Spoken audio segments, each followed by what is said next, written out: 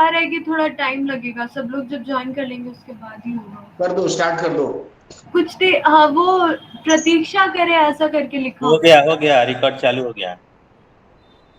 ठीक है, चलिए मैं शुरू कर, हाँ मैं स्टार्ट करता हूँ।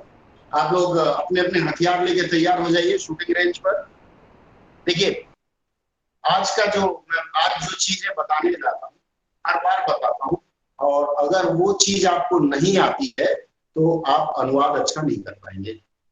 अनुवाद के बेसिक्स में मैं जाऊंगा, बेसिक्स में जाने के बाद धीरे धीरे इसकी गहराई की तरफ बढ़ूंगा, और आज का पूरा क्लास समर्पित है इस गहराई की ओर।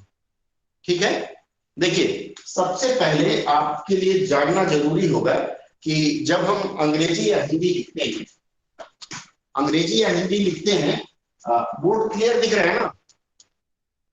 जी सर। ठीक है, तो हिंदी या अंग्रेजी में जब भी हम लिखते हैं तो उसमें एक नियम होता है सेंटेंस फॉर्मेशन का। सेंटेंस फॉर्मेशन का मतलब वाक्य संरचना। ये बेसिक है, हर बार मैं बताता हूं, जो लिख रहा हूं अगर ना दिखे तो बताइएगा। वाक्य संरचना, संरचना, ठीक है। वाक्य संरचना का मतलब होता है कि किसी भी वाक्य में, किसी भी सेंटेंस में चीजें कहां और कैसे रखी जाएंगी। जैसे मान लीजिए सब्जेक्ट होता है, हर वाक्य में एक सब्जेक्ट होता है। सब्जेक्ट का मतलब होता है जो काम कर रहा है। उसके बाद दूसरा जो शब्द है वह होता है ऑब्जेक्ट।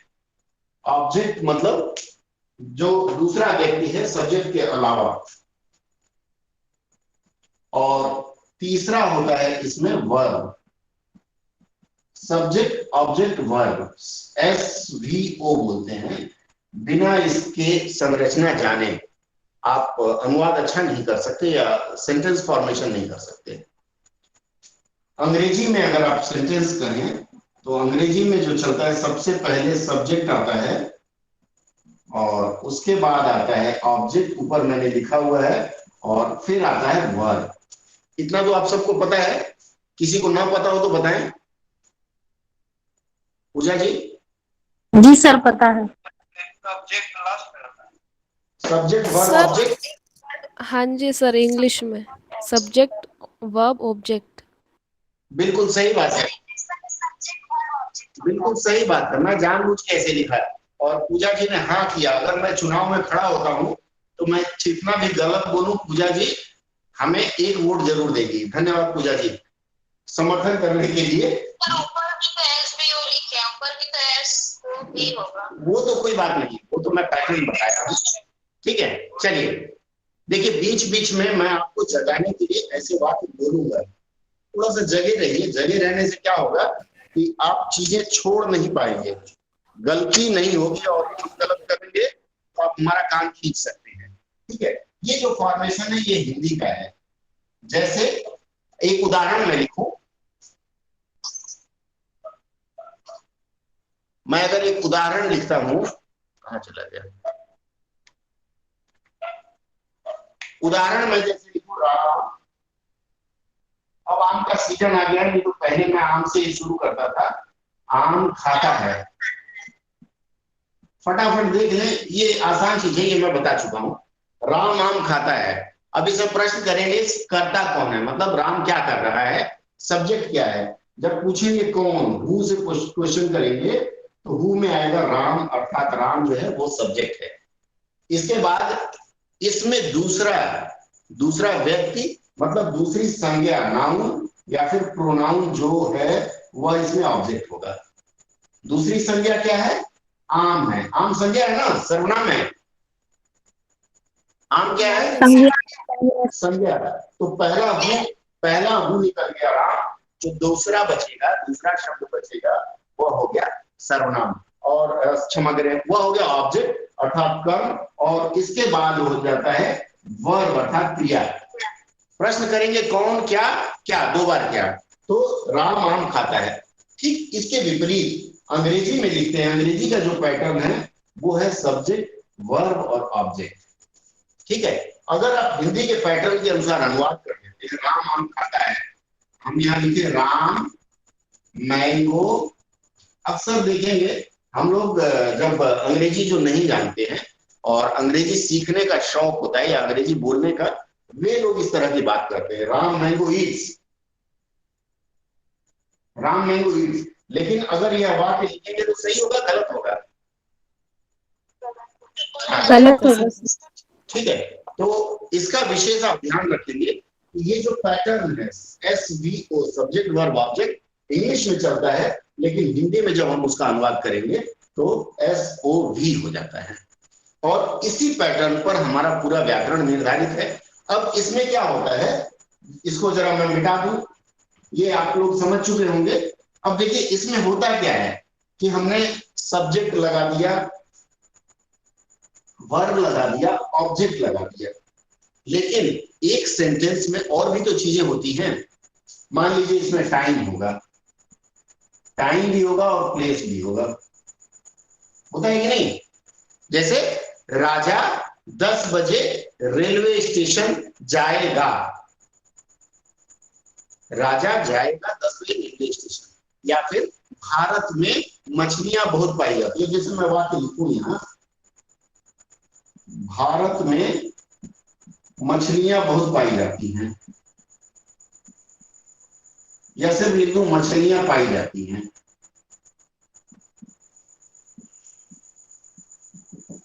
ठीक है, क्या होगा इसका अनुवाद? Fish are found in India. Fishes नहीं, जय हिंद सर। Fishes. सर जय हिंद। आइए, फिश या फिशेज? नहीं दिख रहा है स्क्रीन Fishes. सर। सर पूरा बोर्ड नहीं दिख रहा है सर। इतना छोटा सा दिख रहा, कुछ भी नहीं दिख रहा। आप लैंडस्केप किसी आप मोड लोग पे फोन भेजिए। को फोन को लैंडस्केप लैंडस्केप मोड में मोड पे डालिए। ही है, उसी में है। हम लोग का किसको क्लियर या ना जिसको स्क्रीन नहीं दिख पा रहा है, आपने जो बता रहे थे, और मेरा जो फोटो है सर उसमें मैंने लैंडस्केप किया हुआ है। ठीक है, चलिए मैं बता सर छोटा सा कॉर्नर स्क्रीन नहीं आ रहा है। क्या नहीं आ रहा है? Team sir team please zoom in zoom out कर लीजिए प्लीज। क्लियर है, बोर्ड क्लियर है आपकी तरफ से। हमारी ओर से क्लियर है, जिनको असुविधा हो रही है वो जरा रोटेट करके या करेक्ट, अपना जूम इन जूम आउट करिए अपने फोन का। ये कौन मैं करूं? बोर्ड इज क्लियर है। रोटेट में भी डालने से हो जाएगा, रोटेट से। अगर यहाँ दिक्कत है तो 30 मिनट पे आ जाइए, दोनों खुला हुआ है, दोनों मकान खुला हुआ है, असुविधा नहीं होगी इसमें। देखिए ये जो मैं वाक्य बता रहा था, आगे बढ़ते हैं। ये जो वाक्य मैं बता रहा था जी, अक्सर हम अनुवाद में, सुनिए बाबू, अक्सर अनुवाद में हम क्या करते हैं कि नियम ये कहता है टाइम और प्लेस, SVO के पहले प्लेस और टाइम आगे आ जाता है। अमूमन ये फॉर्मूला चलता है हमारा, पहले टाइम, फिर प्लेस, फिर सब्जेक्ट, फिर वर्ब, फिर ऑब्जेक्ट। ये पैटर्न आप लिख लीजिए। लेकिन कहीं कहीं ये जो नियम मैं बता रहा हूँ उस नियम का अतिक्रमण होता है। अपवाद हर जगह है, अच्छे लोग हैं तो बुरे लोग भी हैं, इसी तरह वाक्य संरचना भी इसी रूप में होगी। अब जैसे देखिए यहां मैंने कहा भारत में मछलियां पाई जाती हैं, यहां हमने मछलियों को अंत में रखा है, भारत को अंत में रखा है, जबकि नियम कहता है कि प्लेस यहां आना चाहिए सब्जेक्ट के पहले। क्यों ऐसा हुआ, कोई बताएगा आप में से?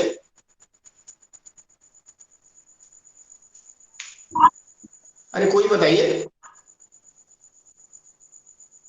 गुड़िया। मैंने ये बताया, मैंने जो रूल बताया इसको पहले नोट कर लीजिए। सबसे पहले टाइम आएगा, टाइम के बाद प्लेस आएगा, प्लेस के बाद सब्जेक्ट, वर्ब और ऑब्जेक्ट। ये पैटर्न है सेंटेंस फॉर्मेशन का। जब आप अनुवाद करने जाते हैं इस पैटर्न का आपको ध्यान रखना पड़ता है। पैटर्न आपने लिख लिया, EPS। डेट भी आ गया, हाँ, करेंगे इस पैटर्न। डेट आ गया तो डेट तो टाइम नहीं आ गया ना, डेट तो समय है, काल। ठीक है, तो इसमें कोई बड़ी बात नहीं है। ये नोट करने के बाद अब मैंने बताया कि यहाँ आपका इस सब्जेक्ट के पहले आएगा, लेकिन जब मैं कहा भारत में मछलियां पाई जाती हैं, भारत में मछलियां पाई जाती है, इसमें हमने प्लेस लास्ट में दे दिया है। अर्थात जो नियम मैं बता रहा हूं उसी को गलत साबित कर रहा हूं। क्या कारण है इसका, बता पाए आप में से कोई? सर इंग्लिश में ऐसे ही लिखा जाता है, क्योंकि आप इंडिया को पहले ले आइएगा तो वो तो नहीं, कोई रूल होगा ना, कोई सर रूल होगा ना, ऑब्जेक्ट ऐसे है। थोड़ी है। जैसे सर एक उदाहरण एडवर्ब देता हूं, लास्ट में लगता है इसलिए सर। सर ये पैसिव फॉर्म में है। तो मेरी ट्रेन के ऊपर वाले बर्थ लास्ट में में एक बालक और नीचे वाले बर्थ में एक बालक, मैं बीच में था। ऊपर वाला बोला नीचे वाले से ए हो, नीचे वाला बोला व्हाट हो, तो ऊपर वाला बोला खैनी इज, तो नीचे वाला बोला इज, ऊपर वाला बोला देन गिव सम। ये अंग्रेजी सही है क्या? नहीं है। इसका मतलब है कोई ना कोई पैटर्न होगा ना, इसलिए हम उसको गलत साबित कर रहे हैं। अंग्रेजी का या किसी भी भाषा का अगर पैटर्न सही नहीं है, मान लीजिए आप एक चित्र बनाते हैं। हाँ, मैं एक और उदाहरण देता हूँ। मान लीजिए ये चित्र मुझे बनाना है। चित्र किसका बनाना है? एक बच्चे का या एक बच्ची का। मैं यहाँ करता हूँ, थोड़ा ऊपर हो गया है। जैसे मान लीजिए एक बच्चे या बच्ची का मुझे चित्र बनाना है। ये चेहरा जो मैं बना दिया, अब उसकी होठ यहाँ रख लूं और आंखें यहाँ रख लूं, तो ये क्या सही होगा? और नाक यहाँ रख लूं, या मान लीजिए नाक, हर चीज का जो है एक प्लेस के तौर पे या ऑब्जेक्ट के तौर पे आया है। इस वाक्य में अगर गौर से देखा जाए तो इसमें कोई सब्जेक्ट है ही नहीं, कोई काम तो हो ही नहीं रहा है। सब्जेक्ट कर्ता, करता। अगर तोड़े, हमारे अभी दोनों समूह में अधिकांश लोग उत्तर प्रदेश और बिहार के हैं, वो समझ सकते हैं कि जब हम बोलेंगे करता, ठीक है। मान लीजिए मैं जरा भोजपुरी में अगर इसको बोलूं तो बोलेंगे अरे ब्रिजेशवा क्या कर रहा था। ब्रिजेश भाई है हमारे इसमें गूगल मीट में, तो उनके पिताजी उनकी मम्मी बोलेंगे ए ब्रिजेशवा क्या कर रहा था। मतलब जो करता है यही कहते यहाँ आ गया, अर्थात ब्रिजेश कुछ ना कुछ कर रहा है। तो ब्रिजेश की मम्मी बोलेगी ब्रिजेशवा पढ़ता। क्या कर रहा था? पढ़ता। अगर दिल्ली वाले मित्रों को मैं समझाऊं तो ब्रिजेश क्या कर रहा है, बंगाल में बोले तो ब्रिजेश की कोर्चे, अर्थात कुछ ना कुछ कर रहा है, और जो करता है वही कर्ता कहलाता है। मतलब जो आदमी कुछ काम कर रहा है वो कर्ता कहलाता है। अब यहाँ जब काम कुछ हो ही नहीं रहा है तो कर्ता का प्रश्न ही खत्म हो गया, हाँ या ना? इसलिए ऐसे वाक्यों में ये रूल फॉलो नहीं होता है। ये रूल तभी फॉलो होगा जब सब्जेक्ट, वर्ब एंड ऑब्जेक्ट तीनों के सीरीज रहेंगे। इसमें हम कर्म मान भी लेते हैं अगर मछलियां को या भारत को, लेकिन यहाँ कोई क्रिया हो ही नहीं रही है। शाश्वत सत्य है, सूर्य पूरब में उगता है, the sun rises in the east. चंद्रमा कभी कभी पूरब में उगता है, the moon seldom rises in the east, या इन ईस्ट। क्या होगा यहाँ? द ईस्ट होगा सर। ठीक है, तो इस तरह से पहला जो सूत्र मैंने आपको बताया, वो डायरी में नोट कर लें कि अगर सब्जेक्ट एंड वर्ब, कार्य, क्रिया और करने वाला तीनों अगर एक साथ हो तो वैसी स्थिति में हम टाइम एंड प्लेस, फिर सब्जेक्ट, फिर वर्ब, फिर ऑब्जेक्ट लिखेंगे। अन्यथा सेंटेंस का पैटर्न ये होगा और उसमें प्लेस लास्ट में जाएगा। जैसे गोलकुंडा में सोने की खानें पाई जाती हैं, गोलकुंडा में सोने की खानें पाई जाती हैं, वो गोलकुंडा लास्ट में आएगा। अगर मैं कहूं पश्चिम बंगाल में धान की खेती बहुत होती है, तो देयर इज अबंडेंस ऑफ क्या? धान को क्या कहते हैं अंग्रेजी में? राइस। जी सर, राइस। उसके बाद खेती होती है इन वेस्ट बंगाल। इस तरह से पैटर्न में हम लिख लेंगे। सर इससे हाँ। पहले जो सूत्र बताया ना सर, एक बार रिपीट कर दीजिए ना सर, छूट गया। मैं देखिए फिर से रिपीट कर रहा हूँ। और देखिए एक चीज और मैं बता दूं, ये जो वीडियो रिकॉर्ड हम कर रहे हैं आपको टीच मिनट में कल मिल जाएगा। जो टीच मिनट में नहीं है, आप लोग भी टीच मिनट में आके उसको सुन सकते हैं और रिकॉर्ड करके लिख सकते हैं। बेहतर होगा कि रिकॉर्डिंग पे ना जाएं। और राजेश के क्या यूट्यूब अकाउंट में ये जो अभी गूगल पे रिकॉर्ड हो रहा है वो यूट्यूब में जाएगा, 2 घंटे के लिए सिर्फ जाएगा, अनाउंस होगा, 2 घंटे बाद उसको ऑफ कर देंगे। ठीक है, तो वो टाइम बता देंगे। बेहतर है 30 मिनट पे आप लोग इसका लाभ उठाएंगे। चलिए हम ये नियम फिर से बता देते हैं। नियम ये मैंने बताया, सूत्र बता देता हूं मैं। पहला सूत्र है अनुवाद करने का। मैंने बताया, देखिए पैटर्न है अंग्रेजी में, हिंदी तो हम सबको पता है, अंग्रेजी में पैटर्न है सबसे पहले सब्जेक्ट, लिखिए इसको, सब्जेक्ट के बाद वर्ब और ऑब्जेक्ट। एक सिंपल सा तरीका है, जैसे राम आम खाता है, राम ईट्स मैंगो। टेंस के बारे में फिर मैं आ गया हूं। रमेश झंडा फहराता है, रमेश होइस्ट्स द फ्लैग। हो गया ये। पर अगर उसमें प्लेस भी हो तो सब्जेक्ट के पहले आ जाता है, और प्लेस के साथ टाइम हो, टाइम का मतलब डेट जो भी है वो प्लेस के पहले आ जाता है। ये पैटर्न आप लिख लीजिए, TPSVO, ठीक है। ताड़क, प्रमोद, शिव, वकील और ओ, ओल्ड हो गया। ये सूत्र तो लिख लिया है सर, हाँ। इसके पहले और भी कोई सूत्र नहीं, इसके पहले मैंने हिंदी में बताया, हिंदी का जो पैटर्न चलता है, हिंदी के पैटर्न में सबसे पहले कर्ता आएगा, फिर कर्म आएगा और फिर क्रिया आएगी। हिंदी के पैटर्न में क्रिया बाद में आती है, बस इतना ही अंतर है दोनों में। और अगर आपने अंग्रेजी के हिसाब से अनुवाद किया तो आपका अनुवाद गलत होगा। जैसे अनुवाद की समीक्षा आप लोग कर रहे थे, उसमें जो गलतियां होती है मैं वही बताता हूँ, इस तरह से होनी चाहिए। अब क्या है, ये नियम आपको हर जगह फॉलो करना है, ठीक है। अब दूसरा नियम लिख लीजिए, उसके नीचे मैंने बताया कि अगर वाक्य में सब्जेक्ट समझ में ना आए, मतलब कोई काम नहीं हो रहा है, तो फिर प्लेस लास्ट में चला जाता है। अगर वाक्य में कोई वर्ब सब्जेक्ट ना हो तो फिर प्लेस लास्ट में जाता है। ये साधारण सा नियम है, लेकिन अक्सर हम भूल करते हैं। पहला नियम हो गया, मिटाऊं? सर क्या बोले सर, सब्जेक्ट ना हो तो? जी सर, मैंने बताया सब्जेक्ट ना हो और प्लेस हो। जैसे भारत में मछलियां पाई जाती हैं, पाकिस्तान में बंदूक पाए जाते हैं, अमेरिका में एटम बम पाए जाते हैं, इन सब चीजों में वो चीज लास्ट में आएगा। अमेरिका वाला जो स्थान है लास्ट में आएगा। क्लियर है? सर ऑब्जेक्ट लास्ट हो जाएगा। जी सर। प्लेस, प्लेस, ऑब्जेक्ट नहीं बताना, ऑब्जेक्ट पे कंफ्यूज हो गया आप लोग। प्लेस जो है लास्ट में आएगा। सब्जेक्ट ना हो और प्लेस हो, सब्जेक्ट ना हो और प्लेस हो तो फिर प्लेस लास्ट में जाएगा। जैसे सूरज पूरब में उगता है, द सन राइजेस वेस्ट। क्या बोल रहे हैं? नहीं सुन पाए नेहा जी की स्पीच।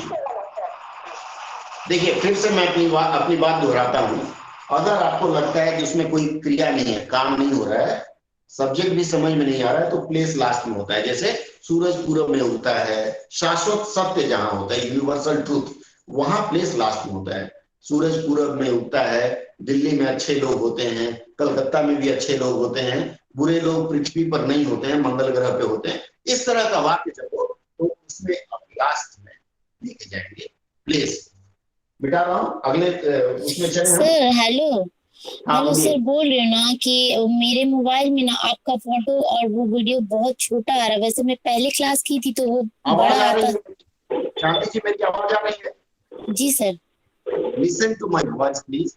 मैं जो बोल रहा हूँ उसको ध्यान से सुनिए और उसको नोट करिए। चेहरा देखने की क्या जरूरत है, वैसे भी टकला हो गया हूँ। नहीं सर, बोर्ड दिख रही, जरूरत बोर्ड। जरूरत नहीं, मैं बोल रहा हूँ। ये फोन रोटेट करो और सर का फोटो पिन कर लो, दिख जाएगा। लैंडस्केप में हाँ। डालो। देखिए एक लास्ट बात बता दे रहा हूँ, अगर मेरी शक्ल नहीं आ रही है मैं बहुत खुश हूँ, क्योंकि अभी शक्ल नहीं रहेगी दिखाने के लायक, उम्र हो गई है। दूसरी बात, अगर बोर्ड नहीं दिख रहा है तो भी मैं बोल तो रहा हूँ ना, जो मैं नरेट कर रहा हूँ उसको आप लोग लीजिए, समस्या हल हो जाएगी। अगर आवाज सर ठीक है सर, ठीक है, हो गया। हाँ हो गया है। करने के लिए कनेक्टिविटी के लिए परेशान ना हो, रिकॉर्डिंग रहेगी 20 मिनट पे आगे देख लीजिएगा, फिर ऐसे क्या होगा ना, आपका समय नष्ट होगा। सर इंडिया का पहले द लगेगी ना? हाँ जी, इंडिया का पहले द लगेगी ना? द दौड़ कहाँ लगेगा मैं बताऊंगा, धीरे धीरे आप, ठीक है। ठीक है करके चलते हैं ना, एक बार में सारे सूत्र नहीं। पहला सूत्र आप लोगों को याद हो गया, कुछ कमी रही तो बता दीजिए। अब हम दूसरे सूत्र पर आते हैं। दूसरा और सबसे महत्वपूर्ण जो सूत्र है वह यह है कि अब सेंटेंस फॉर्मेशन में अगर क्वेश्चन मार्क रहे तो हम क्या करेंगे। क्वेश्चन मार्क कहाँ लिखते हैं बताइए? अरे क्वेश्चन मार्क नहीं होता, सेंटेंस के लास्ट में। सर वो इंट्रोगेटिव का होता है, लास्ट में लगता है ना, वाक्य के लास्ट में क्वेश्चन मार्क लगता है। बिल्कुल बिल्कुल, बहुत अच्छा। अब एक साधारण सा बहुत तरीका मैं बता देता हूँ। ये पहला सूत्र मैंने बताया, दूसरे सूत्र पे आते हैं।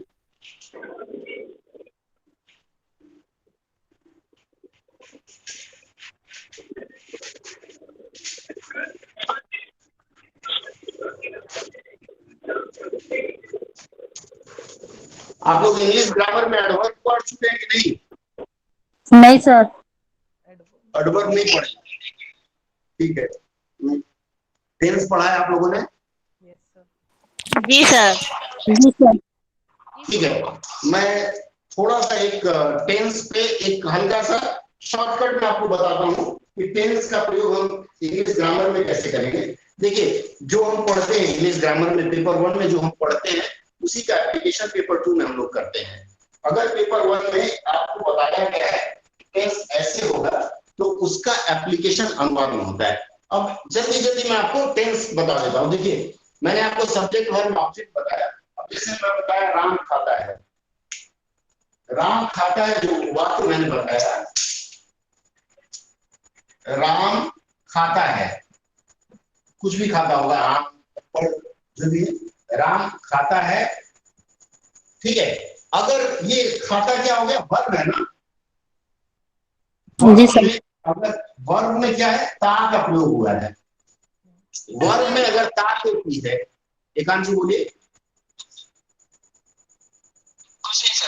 ठीक है, अगर वर्ब में ता ते पी है, तो ये ध्यान रखेंगे कि वाक्य में इज, एम और आर का प्रयोग नहीं होगा, बिल्कुल नहीं होगा। अगर इज, एम, आर का प्रयोग करते हैं तो वाक्य आपका गलत हो जाएगा। इसका मतलब है कि क्या होगा, फिर वर्ब में यस या ईएस का प्रयोग करते हैं, ठीक है। यस का प्रयोग करते हैं, यस या ईएस का प्रयोग कहां करते हैं, सिंगल पर्सन होगा। एस का मतलब सिंगल हो गया ना, सिंगल सिंगुलर में एक नेम के साथ एक ही बात है। आई और वी में आई और यू बात नहीं करते, आई और यू के अलावा बाकी सब में एस या ईएस का प्रयोग होगा। ये सूत्र आप जान लीजिए। अक्सर हम लोग करते क्या, जब हम रूल तो हमने रख लिया, लेकिन जब हमें तीर चलाने की बारी आती है तो हम भूल जाते हैं, कर्ण के जैसे, ठीक है। उनके गुरु ने सब कुछ सिखा दिया, ऐसे ऐसे करना है, लेकिन जब उनको मारना था तो सूत्र भूल गए। क्यों? क्योंकि उसका प्रयोग उन्होंने नहीं किया कभी। तो राम खाता है, मैंने आपको बताया राम सिंगल है, तो राम के लिए राम लिखेंगे, और खाना के लिए मैंने बताया इज, एम, आर का प्रयोग नहीं होगा, तो राम इज, एम, आर नहीं होगा, ईज होगा, और यस या यस प्रयोग करेंगे। खत्म हो गई कहानी है। अगर क्वेश्चन, हाँ बोलिए सर मुझे ये कंफ्यूजन है ना सर कि एस और ईएस किसमें लगता है, एस किसमें लगाएंगे और ईएस किसमें लगाएंगे? ये तो बहुत आसान है। एस या ईएस किसमें लगता है, जैसे ओ से खत्म होता है वहां ईएस लगेगा, वॉवेल से जो खत्म होता है उसमें ईएस लगता है, और कॉन्सोनेंट से जो खत्म होता है उसमें एस लगता है। जी सर, धन्यवाद। ठीक है, वॉवेल समझती है ना, ए, ई, आई, ओ, यू, ये 5 जो अक्षर हैं वो वॉवेल कहे जाते हैं।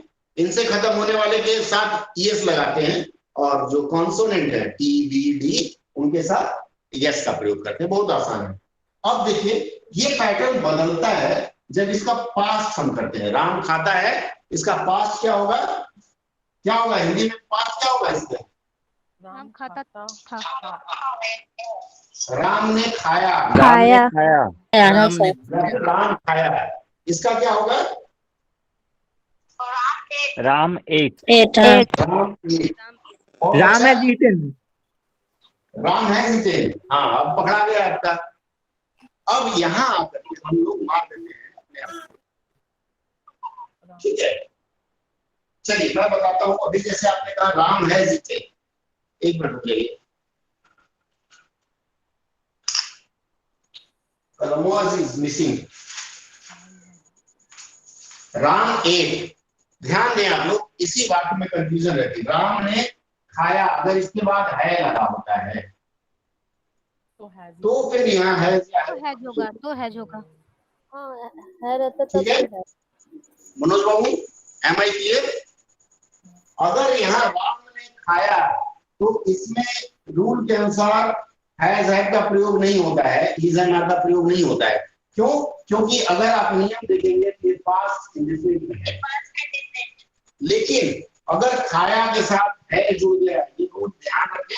और हम लोग अक्सर गलती करते हैं, जब आप रेलवे की परीक्षा देने जाएंगे, सुन लीजिए आप लोग, ठीक है, जब आप रेलवे की परीक्षा देने जा रहे हैं, पेपर को बहुत लोग इसमें देने जा रहे हैं, रेलवे का, कोर्ट का, उनसे इस तरह की गलती हो जाती है और फिर घर आते हैं तो बोलते हैं मैंने किया और मुझे 40 नहीं मिला।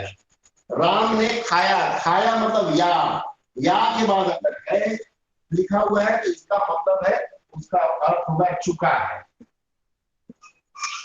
चुका है मतलब खा चुका है, अभी अभी खाया, परसों खाया, वो अलग बात है। राम ने खाया, ये डिनोट करता है कि राम अभी भी खा के गया होगा, लेकिन राम ने खाया है, कल भी खाया हो सकता है, परसों भी खाया हो सकता है। तो इस वाक्य का जब खाया के साथ है या चुका है तो है का प्रयोग होगा, लेकिन सिर्फ खाया है तो एक लिखा जाएगा। ये नोट कर लें, ये अक्सर हम सभी पढ़े लिखे लोग भूल करते हैं, कई बार मुझसे भी हो जाती है। क्लियर है? आगे बढ़े। अरे आना बोलिए। जी सर। जी सर। जी सर। ये जो प्रयोग में बार बार, हाँ बोलिए। सर बोल रही थी, न्यूज़ से मतलब ट्रांसलेशन सिखा रहा है। आपको क्या समझ में आ रहा है? कुछ नया पुराना नहीं है, जो आप भूल गई हो मैं याद दिला रहा हूँ आपको। अभी रास्ते पे मैं आ जाऊंगा फिर से, अगर आपको। सर अच्छा है, हम लोग नहीं किए हैं सर। हाँ, इसीलिए मैं बता रहा हूँ कि ये बार बार बीच में 2-2 महीने पे रिपीट करता हूँ मैं, क्योंकि आपकी याददाश्त तो बनी रही है सब बातें। चलिए आगे बढ़ते हैं, इसको हम मिटा देते हैं। हाँ बोलिए। सर जो है का यूज होता है वो तो प्रेजेंट में होता है। हाँ, ये सब हमको पता है। देखिए ये सब हमको पता है कि है का प्रयोग। वही क्लियर करना था, हम तब से सोच रहे थे कि जो खाया है हाँ पास्ट का बोल रहे थे, लेकिन है तो प्रेजेंट का। बिल्कुल खाया है, सारे नियम एकांत से हम लोगों को पता है, लेकिन जब हमें तीर मारना होता है ना तो हम कर्ण की तरह से भूल जाते हैं परीक्षा में। और राम ने खाया लिखा है तो राम है जीते लिख करके आ जाते हैं, फिर बोलते हैं जय राम जी। इसलिए बार बार सबको, खुद मुझे भी याद करना पड़ता है, ये पैटर्न चलना चाहिए। क्लियर है? ठीक है। अब इसमें ज्यादा confusion past indefinite and present perfect tense में होता है, इसलिए ये जान लेना जरूरी है। इसके बाद बाकी सब सेंटेंस आसान है, जैसे राम खा रहा है, राम खा रहा है, क्या होगा? Ram is eating. Is and are का प्रयोग होगा, ये आपको सब पता है। हाँ, अगर खा रहा था है तो Ram was eating. Ram was। उसके बाद राम खाएगा, खाएगा अगर आ जाएगा, राम विल ईट। विल या शैल का प्रयोग होता है आई के साथ, सिर्फ शैल का, और बाकी के साथ विल का प्रयोग। ठीक है, यह वाक्य आपको पता है, इसलिए अब मैं इसको जो बेसिक है वो याद दिलाने के बाद यहाँ छोड़ता हूँ, दूसरे अध्याय में चलता हूँ। कोई शक हो तो बता दें। सर एक मिनट सर। हाँ, सर राम ने खाया वो वाला जो वाक्य बताए हैं, हाँ सर उसमें अभी आप बताए कि Ram has eaten, Ram has eaten ही तो सही होगा ना सर? राम ने खाया है, देखिए राम ने खाया, पहला है, क्या होगा इसका? Ram ate. Ram ate. Ram ate, लेकिन अगर इसके साथ राम ने खाया है होगा, खाया के बाद है ना क्या, तो ये जो है राम हैज ईटेन। एक मिनट में कॉल ले लेता हूँ।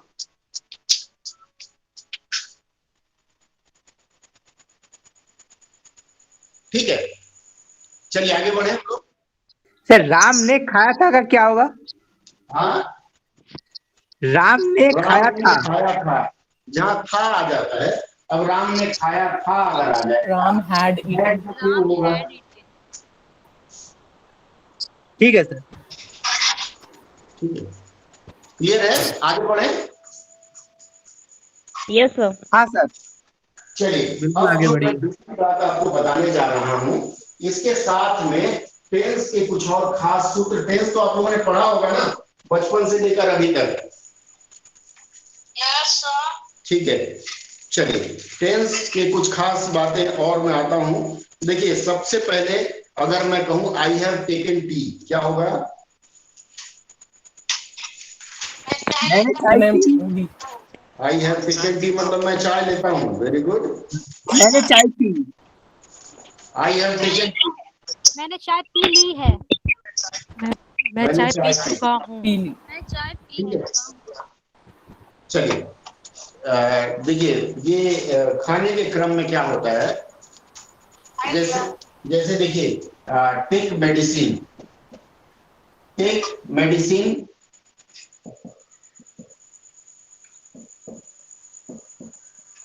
टेक टी, ठीक है, और टेक फूड। मैंने ये जहां टेक या टेकन टी है, यहाँ चाय हम लोग लेते हैं या पीते हैं? लेते हैं सर। चाय के साथ पीना का प्रयोग करेंगे, लेकिन अंग्रेजी में अगर करेंगे तो टेकन हो जाएगा। टेक फूड, टेक फूड का क्या होगा? खाना खाना। खाना खाया, भोजन खाया होता है क्या? भोजन खाया होता है? एक बात, भोजन किया। भोजन और खाना दोनों एक ही का पर्याय है, इसलिए भोजन किया होगा या खाना खाया होगा। इसी तरह टेक मेडिसिन, दवा ली है। लिया। दवा लिया गया। लिया। दवा लिया नहीं, दवा खाई। दवा लिया मतलब दुकान से दवा लेके आए। दवा ले चुकी हूँ। I have taken medicine. चूंकि देखिए हमारे भारत में हम लोग आधे ज्यादा अंग्रेज हो गए, आज भी हस्ताक्षर अंग्रेजी में ही करते हैं, हिंदी में नहीं करते हैं। और अगर किसी से झगड़ा हो तो हम टूटी फूटी अंग्रेजी में ही गाली देते हैं, पढ़े लिखे हैं इसलिए।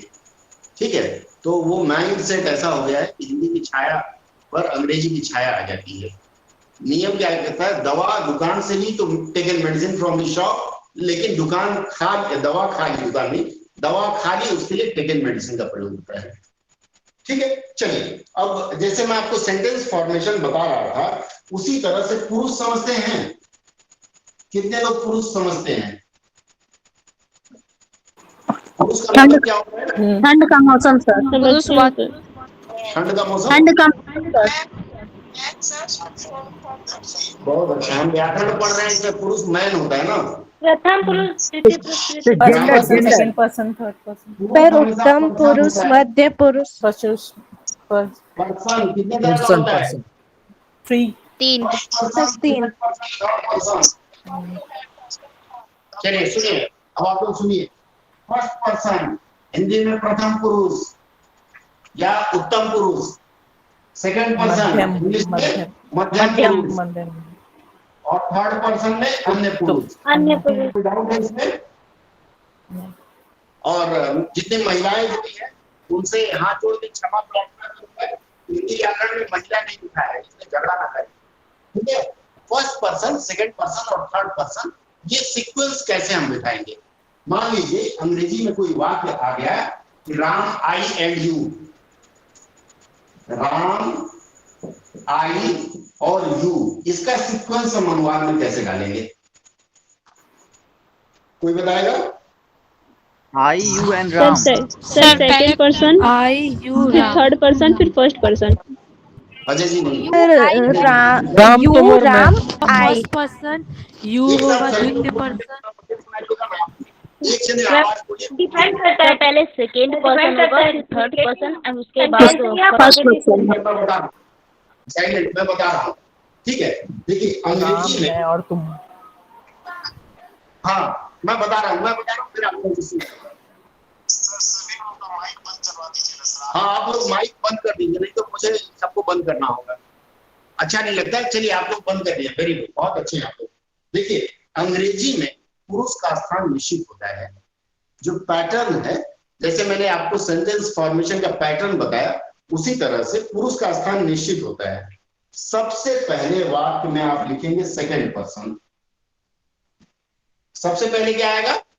Second person. उसके बाद आएगा थर्ड पर्सन, थर्ड पर्सन, उसके बाद आएगा फर्स्ट पर्सन। ये पैटर्न भी आप याद रख लीजिए या लिख लीजिए।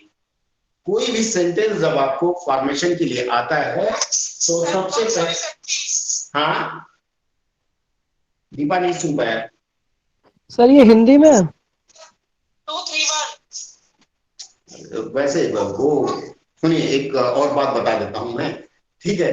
2 3 1 आप याद कर ले रही हैं, बहुत अच्छा है। मुझे आज तक याद नहीं हुआ 2 3 1। 2 3 1 पैटर्न मैं भूल जाता हूँ, फिर वही जहां तीर मारना है भूल जाता हूँ।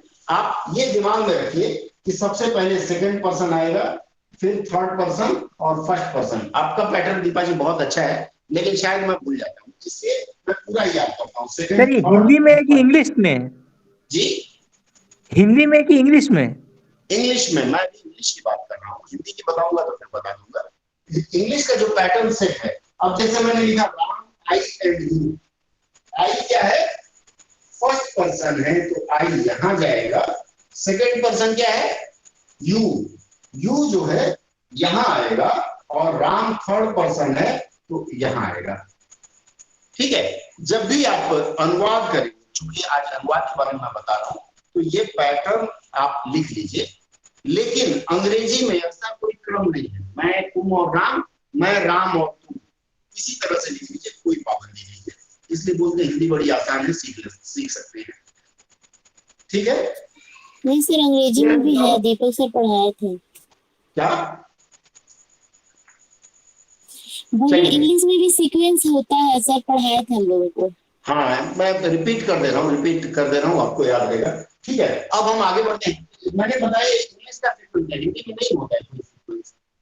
ठीक है, इसको मैं मिटाता हूँ। अब एक और पते की बात बताता हूँ जी। फिर से रिपीट कर दीजिए सर। रिंकी जी, मैंने कहा इंग्लिश का पैटर्न है। इंग्लिश के पैटर्न में क्या होता है? सबसे पहले सेकंड पर्सन, उसके बाद कौन सा आता है?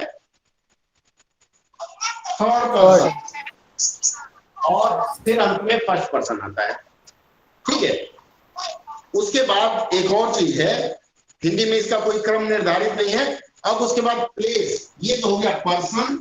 पर्सन के बाद आइए प्लेस का पोजीशन क्या होगा। देखिए ये चीजें अगर हम नहीं जानेंगे तो हमारा अनुवाद, हम बहुत अच्छा अनुवाद करेंगे लेकिन गलती होती जाएगी। अब प्लेस का पोजीशन क्या होगा? अंग्रेजी के अनुवाद में सबसे पहले बड़ा स्थान, उसके बाद फिर छोटा स्थान, उसके बाद छोटा स्थान। ऐसे ही होता है क्या? ऐसा नहीं सर, पहले छोटा स्थान होता है फिर बड़ा स्थान होता है। उल्टा लिखे हैं, सबसे उल्टा। पहले छोटा फिर बड़ा। इन वेस्ट बंगाल हम लोग बोलते हैं ना। इंक्रीजिंग ऑर्डर में होगा। देखिए, मैं अगर कहूं कि मैं दिल्ली के करोल बाग में रहता हूं, दिल्ली के करोल बाग में रहता हूं, करोल बाग से कोई मित्र है हमारे यहाँ, करोल बाग में रहता हूं।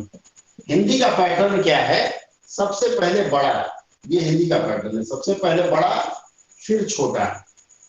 लेकिन अगर यही अंग्रेजी का होगा तो यहाँ लिखेंगे I live at Karol Bagh इन दिल्ली।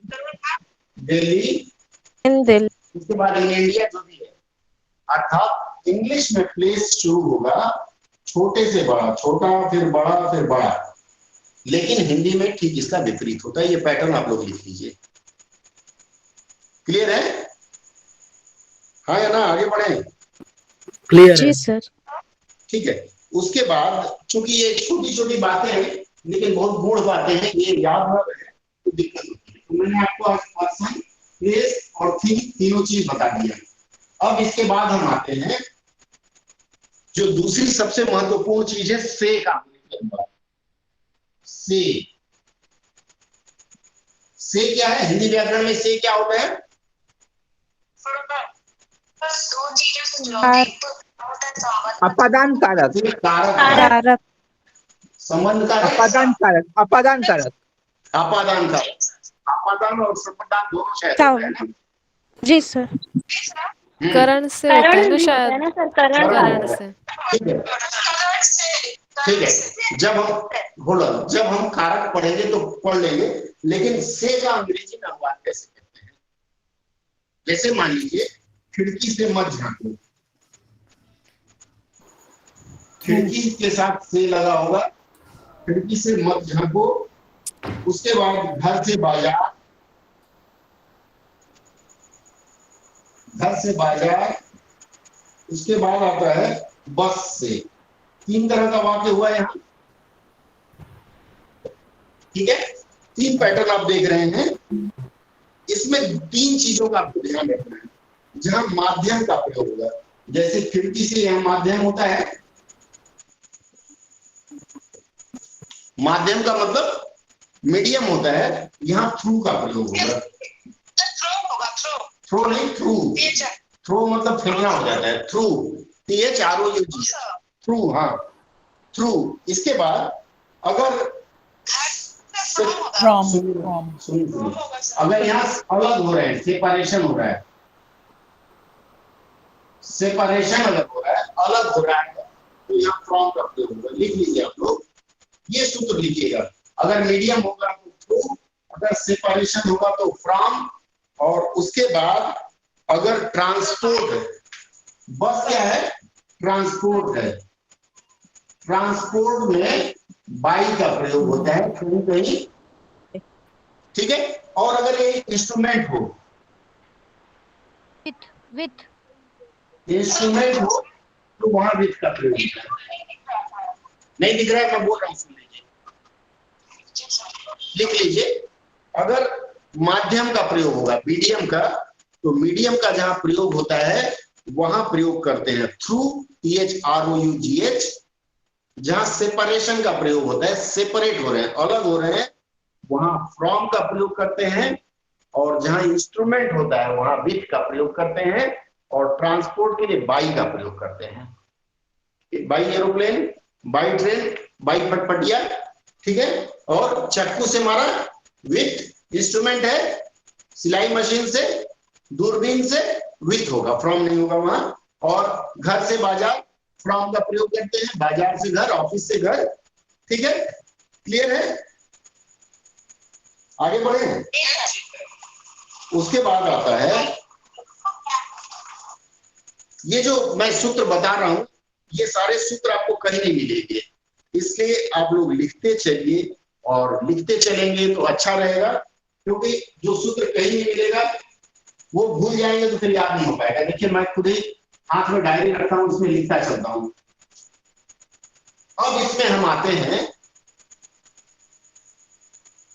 एक सबसे बड़ी बात है, जैसे मान लीजिए दर्द होना। दर्द क्या है? दर्द, प्रेम, करुणा, ये सब क्या चीजें हैं? सर अनुभूति, भाव है ये सर। भाववाचक संज्ञा, अर्थात इनको कहां से महसूस करेंगे? इंद्रियों से महसूस करते हैं, ठीक है। इंद्रियों से जो चीज हम महसूस कर सकते हैं उनका अनुवाद हम हमेशा प्रेजेंट इंडेफिनिट में करते हैं। लिख लीजिए, इंद्रियों से महसूस करने वाली चीजों का हम अनुवाद, जिसे इंद्रियों से महसूस कर सकते हैं उसको प्रेजेंट इंडेफिनिट में करते हैं।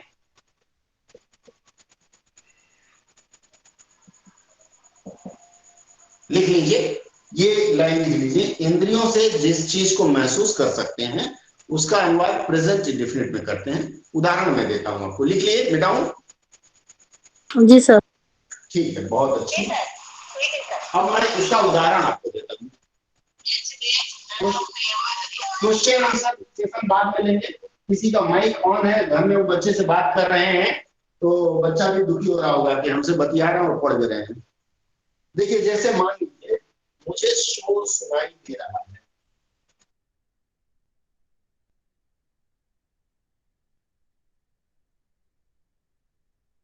सर आपको ही म्यूट कर दिया गया सर।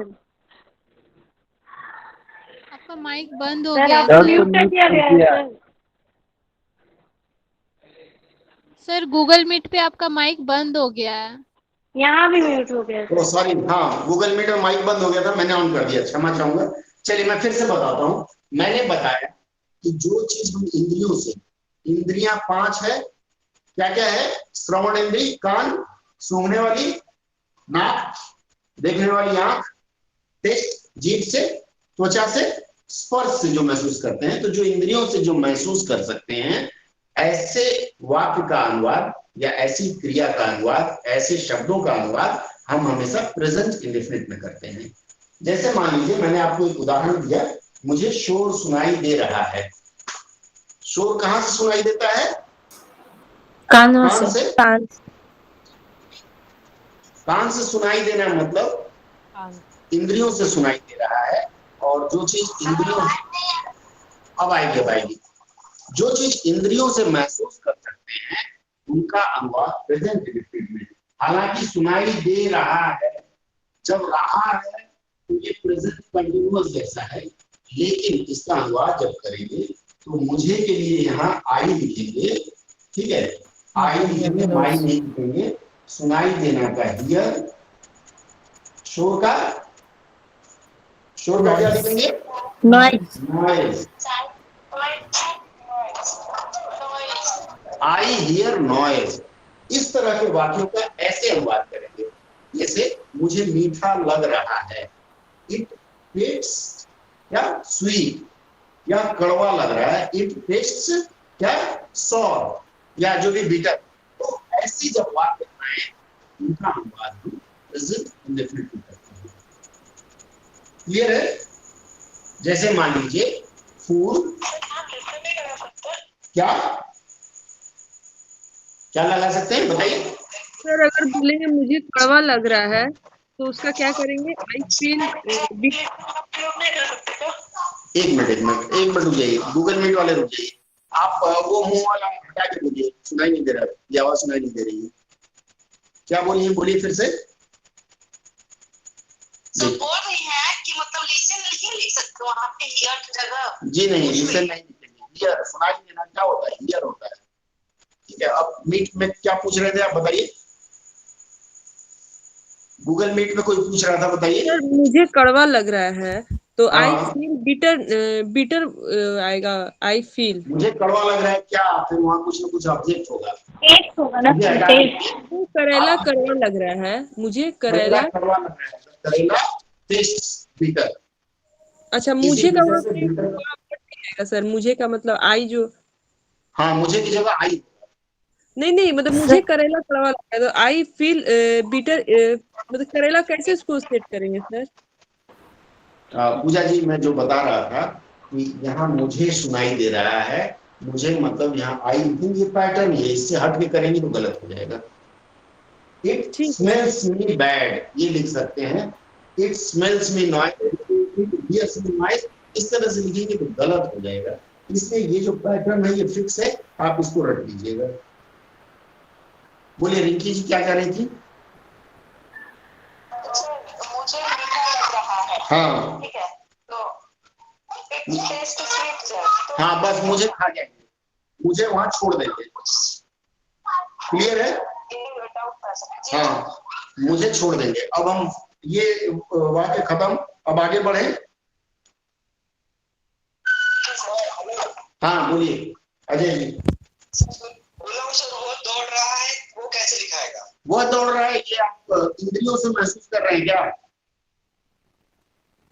वह दौड़ रहा है, मैंने क्या आपको बताया, जो चीज इंद्रियों से महसूस कर सके उसमें प्रेजेंट इंडेफिनिट में होगा। वह दौड़ रहा है, ये तो कंटिन्यूअस है, वो दौड़ रहा है, होगा, काउंट्स होगा। ऐसे वाक्य तो कंटिन्यूअस में ही रनिंग होगा, कंफ्यूज न हो।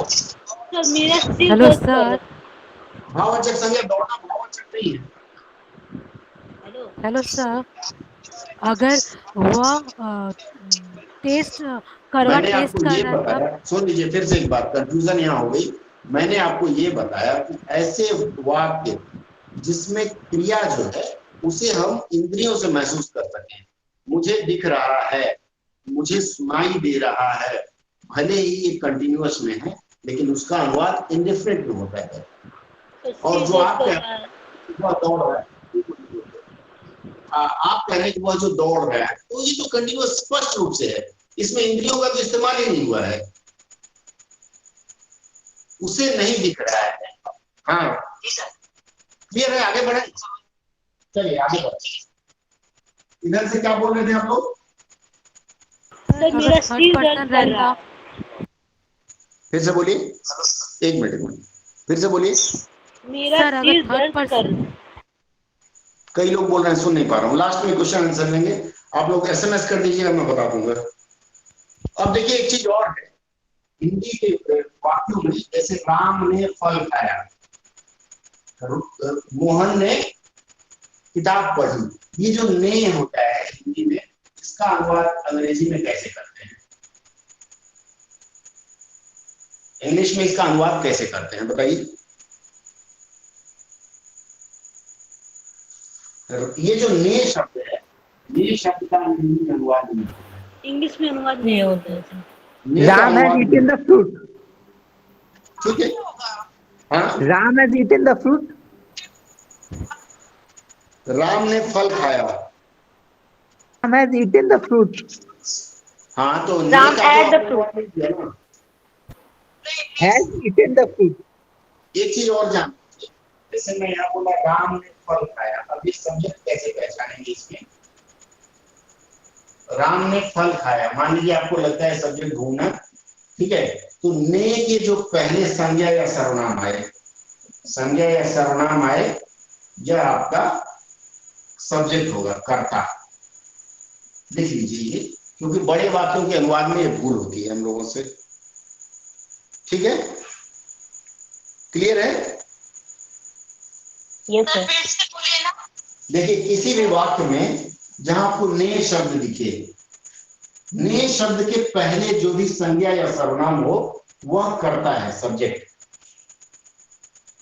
क्लियर है? जी सर। ठीक है, जी सर।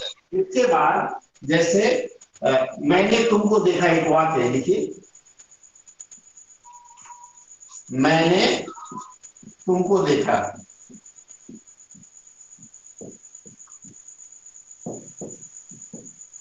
मैंने तुमको देखा, ये जो को है,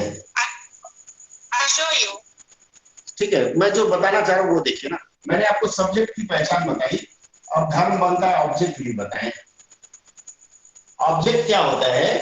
को के बाद, को के पहले जो शब्द आता है, को के पहले जो शब्द आएगा वो ऑब्जेक्ट होता है। लिख लीजिए, को के पहले, उसने राम को देखा, सीता को देखा, ठीक है, मतलब ये को के पहले जो संज्ञा, संज्ञा का मतलब होता है नाउन, और सर्वनाम का मतलब होता है प्रोनाउन। को के पहले जो नाउन या प्रोनाउन है वह ऑब्जेक्ट होता है। ये लिख लीजिए आप। बड़े बड़े वाक्यों का जब आप अनुवाद करने जाएंगे तो वहां ये बहुत काम रहेगा। हो गया सर? क्या बोले को के पहले, थोड़ा बोल दीजिए। मैंने आपको बोला, सबसे पहले मैंने बोला कि वाक्य में जैसे मैं है, मैंने, ये मैंने हटा देते हैं, राम ने, एक वाक्य मैंने दिया, राम ने तुमको देखा। इसमें सब्जेक्ट और ऑब्जेक्ट की पहचान कैसे होगी? ने के पहले जो शब्द आएगा, ये ने के पहले जो शब्द आता है वह सब्जेक्ट होगा, और को के पहले जो आएगा वो ऑब्जेक्ट होगा। क्लियर है? हाँ सर क्लियर है। ठीक है, चलिए आगे बढ़े। अगला है सकर्मक और अकर्मक क्रिया। नहीं पाए ना आप लोगों को? चलिए क्रिया वाला पार्ट फिर अगली क्लास में हम करेंगे। कुछ और सूत्र बता देते हैं, ये जो गोल्डन रूल्स मैं बता रहा हूं। अच्छा, उसके बाद कई बार क्या होता है, कई ऐसे वाक्य होते हैं जिसमें से लिखा होता है, जैसे राजा वो, एक गाना है किसी फिल्म का, रानी से प्यार हो गया, इसका अनुवाद क्या होगा?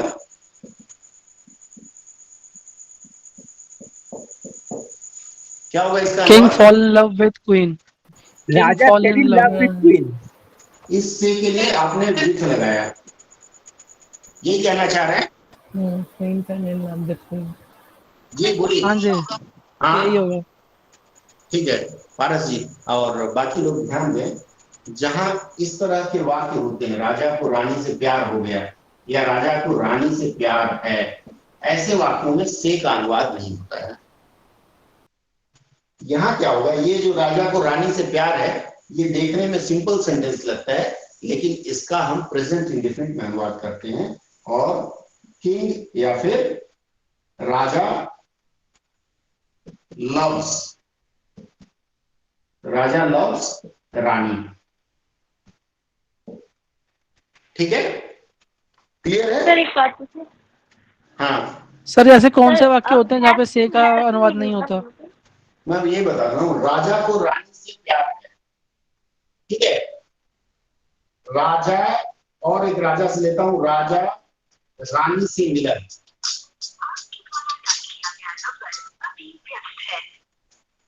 राजा रानी से मिला, इस तरह के वाक्य में से का प्रयोग नहीं होता है। हाँ बोलिए। हाँ ठीक है, राजा रानी से मिला, राजा रानी से मिला, इसका अनुवाद जब हम करना चाहेंगे तो इस से का अनुवाद नहीं, मीन राजा मेट विच लिखेंगे तो गलत हो जाएगा, सिर्फ यहाँ लिखते हैं राजा मेट रानी। राजा मेट रानी इसीलिए एक फिल्म है, उसका नाम है जब वी में, ठीक है, क्लियर है? वो राधा से मिला। उसके बाद राजा घोड़े से डरता है, अगला वाक्य लेते हैं। इस तरह से का जो होगा, से मतलब क्या है, साधन के रूप में अगर नहीं है, ठीक है, साधन के रूप में होता है तब हम से का प्रयोग करते हैं, अगर साधन के रूप में नहीं है तो से का हिंदी अंग्रेजी नहीं लिखेंगे। जैसे हम लिख दें राजा घोड़े से डरता है, और अक्सर ऐसी भूल करते हैं, राजा घोड़े से डरता है, क्या होगा इसका अनुवाद, क्या होगा बताइए? King fears horse. राजा फियर्स हॉर्स। स्केयर्स में लिख सकते हैं ना? स्केयर्स तो दूसरे को डरा देना होता है, स्केयर्ड भी लिख सकते हैं, तो वेट नहीं लगेगा। ठीक है। अफ्रेड ऑफ, अफ्रेड के साथ ऑफ का प्रयोग होता है, अफ्रेड ऑफ हॉर्स करते हैं तो ठीक है, राजा फियर्स हॉर्स लिखेंगे तभी चलेगा। सर एक बार रिपीट कर दीजिए, मेरा डिस्कनेक्ट हो गया था। हाँ एक मिनट, राजा स्केयर ऑफ होगा ना, स्केयर। एक मिनट देखिए, राजा घोड़े से डरता है, मैंने आपको बताया बहुत सारे ऐसे वाक्य हैं जहां साधन के रूप में से का प्रयोग नहीं होता है, घोड़े से डरता है ये साधन नहीं है, तो ऐसे वाक्यों में से का अनुवाद अंग्रेजी में आते हैं तो नहीं होता है। तो राजा फियर्स हॉर्स, राम पत्नी से प्रेम करता है, राम लव्स हिज वाइफ।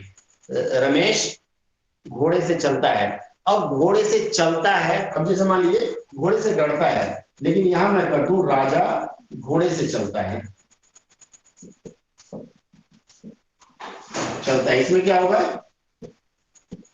यहाँ चूंकि साधन के रूप में है इसलिए साधन का भाई का, ठीक है, लेकिन ऐसे वाक्य जहां साधन नहीं है, राजा घोड़े से डरता है, मैं शेर से डरता हूँ, हाँ पति पत्नी से डरता है, वहां ईट का प्रयोग नहीं होगा, इससे का प्रयोग अंग्रेजी में नहीं होगा, ठीक है। सर लगता है इसका अनुवाद होगा रमेश वॉक बाय रोड। एक मिनट, हाँ इधर कौन बोल रहा था? रमेश घोड़े से चलता है, तो रमेश वॉक बाय हॉर्स। हाँ वो साधन है, मैंने आपको क्या बताया, जहाँ साधन की बात नहीं आती है, साधन एक घोड़े से डरता है, डरने में कोई साधन का रूप नहीं है, ऐसे वाक्यों में आप से का अनुवाद नहीं करेंगे, नहीं तो गलत हो जाएगा। सर चलना, चलने के बारे में बोल रहे हैं। चलना तो मैं बताया जहाँ साधन है, तो ये तो पहले ही मैं बता चुका, जहाँ साधन है वहाँ बाई का प्रयोग करते हैं, ठीक है। आगे बढ़े, वह दिल से पढ़ता है, दिल से परिचय, इधर से कोई पूछ रहा था, 30 मिनट में कोई पूछ रहा था, हाँ बोलिए। सर आपको पता है मैंने ये अभी जो समझ आ गया, हाँ हम लोग इस तरह के वाक्य को पहचानेंगे कैसे? पहचान तो साधन नहीं है, राम घोड़े से डरता है, साधन है क्या? आप साधन का ध्यान रखेंगे, जैसे यहाँ कहा वो घोड़े से चलता है, यहाँ साधन है, मोड ऑफ ट्रांसपोर्टेशन है, इसलिए यहाँ बाई का प्रयोग होगा, लेकिन यहाँ ना साधन है ना कुछ, निरर्थक हो जाता है, तो उसमें आप से का अनुवाद नहीं करेंगे, he loves hurtfully। ठीक है संदीप जी, चलिए आगे मैं बढ़ता हूँ। अगला एक और मैं इस तरह का अनुवाद बताता हूँ। ये जो सूत्र मैं बता रहा हूँ, ये सूत्र आप ध्यान रखेंगे, नहीं तो बाद में बड़ी कंफ्यूजन होगी और फिर अनुवाद आपका गलत होने लगेगा। जैसे एक और है, राम का भाई। पॉसेशन समझते हैं ना? पॉसेशन क्या होता है? अधिकार हो। पॉसेस मतलब अधिकार में होना। इसीलिए अंग्रेजी में एक वाक्य है, पॉसेस, एक मूवी बनी थी, पॉसेस, पॉसेस, ठीक है। इसका मतलब होता है कि आप किसी और के अधिकार में हैं, और पॉसेस अगर कोई कह दिया इसका मतलब आपके ऊपर भूत का साया है, भूत चढ़ गया है। बोलते हैं ना, जब इसको भूत पकड़ लिया है तो इसको बोलते हैं ही इज पॉसेस्ड। ठीक है, तो ये जो पॉसेस का मतलब होता है अधिकार, और आपके अधिकार में जो होता है या फिर आपसे जो संबंध होता है, पॉसेशन एंड रिलेशन, और रिलेशन, इसके ऊपर हम थोड़ा सा देख लेते हैं। ये करने के बाद फिर मैं इसका रिपीट टेलीकास्ट अब फिर कभी नहीं करूंगा, और अगर ये भूल करेंगे आप लोग तो बहुत बड़ी भूल होती जाएगी।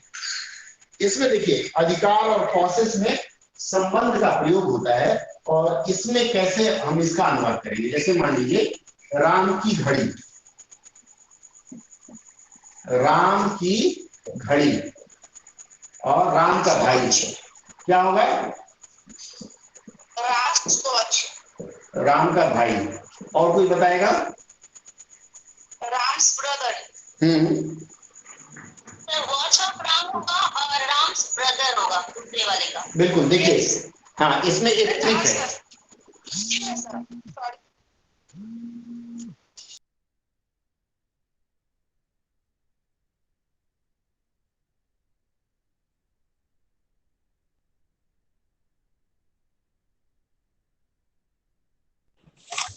हेलो, डिस्कनेक्ट हो गया क्या सर? हाँ ऐसा ही हेलो? लग रहा है। आप फोन पे कॉल है, अभी पापा ज्वाइन कर रहे हैं। ओ अच्छा अच्छा, ठीक।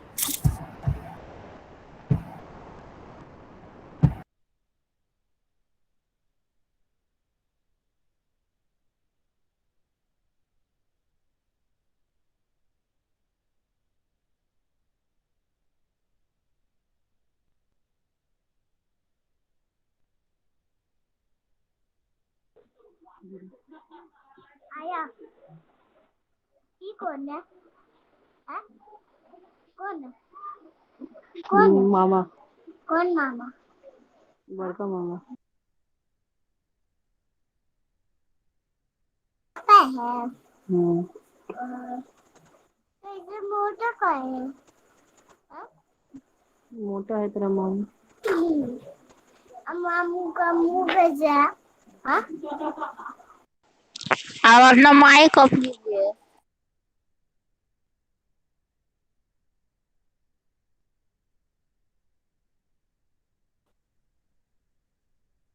हेलो रिंकी। Hello hello. हाँ बोलिए ना सर, स्टार्टिंग में क्या किए थे? मैं तो थोड़ा 10 मिनट लेट ज्वाइन की थी, बताओ ना। सर स्टार्टिंग में लिखा थे ना, सब्जेक्ट वर्ब ऑब्जेक्ट बताए थे, फिर भारत में मछलियाँ पाई जाती है, ये लो सेंटेंस आप लिखी हैं? ओ हाँ, यही से मैं लिखी हूँ। ठीक हाँ है, तो सर यहीं से बताए थे। अच्छा अच्छा, ठीक है, थैंक यू। अब बोलिए ना कि आज अनुवाद को तुम। देखिए, अब मैं जो दूसरा वाक्य बताने जा रहा था, मैंने कहा राम की घड़ी, और दूसरा वाक्य मैंने लिखा राम का भाई।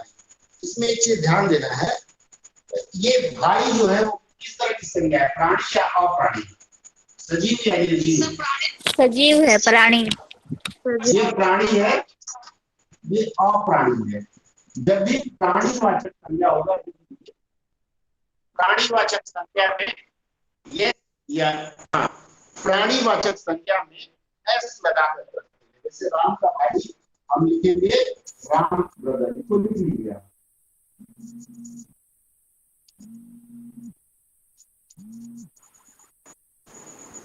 हेलो, चलिए प्राणीवाचक संज्ञा में अपोस्ट्रोफी लगा के राम ब्रदर लिखेंगे। सर आपका वीडियो चल रहा है। हाँ वो बहुत डिस्टर्ब हो रहा है, कुछ लोग कॉल कर रहे हैं, 1 मिनट होल्ड करिएगा, मैं आता हूँ। फोन आ रहा है। चलिए, तो मैं जो बता रहा था, जब प्राणीवाचक संज्ञा होगी तो उसमें हम अपोस्ट्रोफी एस का प्रयोग करेंगे, राम्स ब्रदर। लेकिन जब घड़ी की बात है, अप्राणीवाचक है, तो वॉच ऑफ लिखते, वॉच ऑफ राम, वॉच या क्लॉक जो होगा इस तरह से प्रयोग करते हैं। क्लियर है? अधिकांशतः हाँ, अधिकांशतः ऑफ का प्रयोग करते हैं। कहीं कहीं क्या होता है, इसमें अपवाद होता है, वो अपवाद वाली बात मैं फिर बाद में बताऊंगा। ठीक है? सर राम्स क्लॉक नहीं लिख पाएंगे। हाँ, राम्स क्लॉक नहीं लिख पाएंगे। राम्स क्लॉक लिख लीजिए। क्लॉक होता है बड़े साइज का और वॉच होता है घड़ी में हाथ वाली घड़ी। तो जब हम वॉच बोलते हैं अक्सर हम वॉच का प्रयोग करते हैं, राम की घड़ी। लेकिन दीवार घड़ी हम बोलेंगे, दीवार पर तो राम तो वॉच वॉच जो होता है वो कलाई घड़ी के लिए होता है, क्लॉक दीवार घड़ी के लिए। तो अकॉर्डिंगली आप लोग इसका प्रयोग करते हैं। इसको समझ रहे होंगे आप लोग। अप्राणीवाचक जो संज्ञा होती है उसके साथ में अपोस्ट्रोफी एस लगाएंगे, अपोस्ट्रोफी नहीं, ऑफ का प्रयोग करेंगे, और प्राणीवाचक संज्ञा के साथ अपोस्ट्रोफी एस लगाएंगे। क्लियर है? एक चीज और देखिए, जैसे लिखते हैं मेरी या मेरी कार है, या मेरी कार है, इसका क्या लिखेंगे? This is a mic. Sir mic और बोर्ड नहीं दिख रहा साफ। क्या? It's my car. It's my car. ठीक है, it's my car. Board clear नहीं दिख रहा। It's my sir car. Board नहीं दिख रहा है, सर बोर्ड नहीं दिख रहा है। मैं तो देख पा रहा हूँ, जो नहीं देख पा रहे हैं वो आवाज सुने। देखिए, मैंने कहा यह मेरी कार है, इसका अर्थ हुआ इट्स माई कार। बहुत अच्छी बात है, लेकिन ये जो इट्स जो हमने लिखा है, सर वॉइस भी ब्रेक हो रही है। आवाज नहीं आ रही है सर आपकी। दोनों अनक्लियर है सर, साउंड और वीडियो। आवाज क्लियर है? हाँ, मेरी आवाज क्लियर है। जिसको नहीं आ रही है क्लियर है सर। ठीक है, देखिए ब्रेक हो रही है सर। ध्यान, एक मिनट ध्यान दें। इट्स माई कार, मैंने कहा ये जो इट्स है इसमें अपोस्ट्रोफी का प्रयोग नहीं करेंगे। अक्सर हम लोग ये भूल करते हैं, हम लिखते हैं, लिख देते हैं इट्स माई कार। सर तो सुनाई नहीं पड़ रहा है। दिखाई नहीं पड़ रहा है, कोई बात नहीं, मैं बोल रहा हूँ, सुनिए उसको। सर क्लियर सुनाई भी नहीं दे रहा है। साउंड क्लियर नहीं आ रहा है। साउंड नहीं आ रहा है? नहीं। चलिए, जिनको साउंड नहीं आ रहा है वो 30 मिनट पर आ जाए। जिनको साउंड नहीं आ रहा है वो 30 मिनट पर आ जाए। उसमें तो और भी नहीं देगा। मिनट पर आए। ठीक है, देखिए इट्स माई कार, ये जो तीन शब्द है, इट्स योर्स और देयर्स। इट्स योर्स और देयर्स, THEIRS। इट्स मतलब यह, योर्स मतलब तुम्हारा, और देयर्स मतलब इनमें अपोस्ट्रोफी एस का प्रयोग नहीं करते हैं। लिख लीजिए आप लोग। इट्स योर्स में ऐसे लगा दिया तो गलत हो जाएगा, देयर में वो लगा दिया तो गलत हो जाएगा।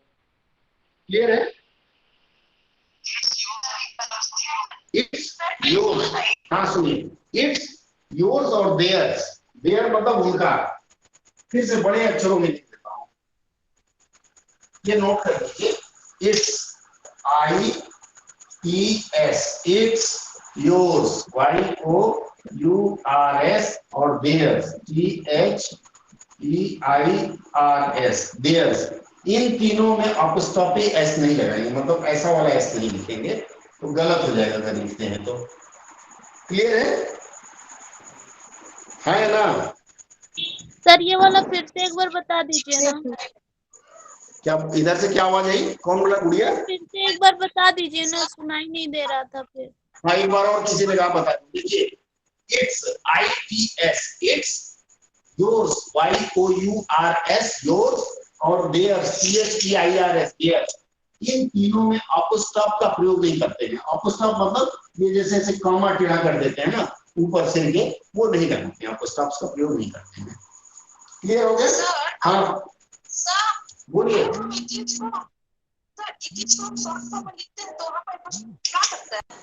क्या हम अभी क्या बोल रहे थे? पूछ रहा सर। नहीं, हम क्या बता रहे थे सविता जी, आपका ध्यान पूछने में सुनने में नहीं है। मैं वही तो चिल्ला चिल्ला के बोल रहा हूँ। इट्स नहीं अपोस्ट्रोफी लगाएंगे उसमें, it is my car it's नहीं लगाएंगे, योर्स नहीं लगाएंगे उसमें अपोस्ट्रोफी, और देयर्स में नहीं लगाएंगे। आप लोग जब सुने तो दिमाग में पूरा शुद्धा घूमा है। नहीं तो क्या होगा, जब मैं बोलने चाहता हूँ बोल रहा हूँ तो आपके माइंड होगा तो नहीं समझ पाएंगे क्या कर रहा हूँ। बोलिए सर, जैसे ये मेरी कार है, इट्स माय कार लिखे हैं, लेकिन जब हम लोग कभी कभी सेंटेंस जब ट्रांसलेट करते हैं तो लिखते हैं दिस कार इज माइन, तो वो फिर क्या होता है? उसकी बात मैं बाद में करूंगा। मैं अभी क्या आपको बता रहा हूँ, कुछ विशेष रूल बता रहा हूँ जो आप दिमाग में रखिए। वो जब मैं उस पर आऊंगा तो फिर मैं उस पर चर्चा करूंगा। ठीक है? अभी मैंने आपको रूल जो बताया उसको ध्यान रखें। अब जैसे आप बता रहे हैं दिस कार इज माइन, एक चीज होता है material of composition. Material of composition, material of composition, material of composition मैंने भी आपको बताया ऑफ का प्रयोग करते हैं। जैसे पत्थर के मकान, क्या होगा? पत्थर के मकान मैंने आपको बता दिया अप्राणीवाचक संज्ञा है, इसलिए यहां लिखेंगे, क्या लिखेंगे? पत्थर के मकान के लिए क्या लिखेंगे? House of stone. ठीक है? पत्थर सिंगल पत्थर नहीं हुआ इसलिए स्टोन्स लिखेंगे। मटेरियल ऑफ कंपोजिशन होगा, वहां आपका प्रयोग करते हैं और इसी के अनुसार आपका वो वाक्य या जो भी है अनुदित होगा। अब हम आगे बढ़ते हैं, यहाँ तक स्पष्ट हो गया होगा आप लोगों को। अगला हम वाक्य लेते हैं। कंपाउंड नाउन आपने पढ़ा है कि नहीं पढ़ा है? नाउन आप लोगों ने पढ़ा है कि नहीं? बचपन में पढ़ा होगा। अगर हम लोगों ने नहीं पढ़ा है तो आप लोगों ने बचपन में भी पढ़ा होगा। कंपाउंड नाउन क्या कहते हैं? देखिए, का के की का, जैसे का की, इन दोनों के लिए यदि इनका अर्थ के में आता है, ये बड़ा कंफ्यूजिंग मैं बता रहा हूं। का और की का प्रयोग अगर के रूप में होता है तो उसका अनुवाद कंपाउंड नाउन के रूप में होता है। लिख लीजिए आप लोग, का के की का प्रयोग के रूप में जब हो तो इसका अनुवाद कंपाउंड नाउन के रूप में होगा। लिख लीजिए।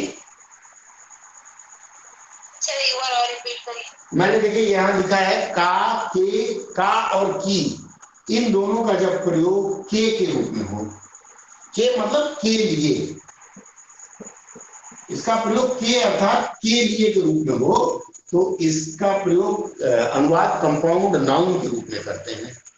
ठीक है? सूत्र मैं अभी दिखा देता हूं आपको, फिर से एक उदाहरण दे दूं, इसको आप लोगों ने लिख लिया, फिर से बोल देता हूं। का की का प्रयोग अगर के लिए के रूप में हो तो उसका कंपाउंड नाउन के रूप में करते हैं। कंपाउंड नाउन का मतलब हो जाता है कि उसमें ये का के की का अंग्रेजी नहीं लिखा जाता है।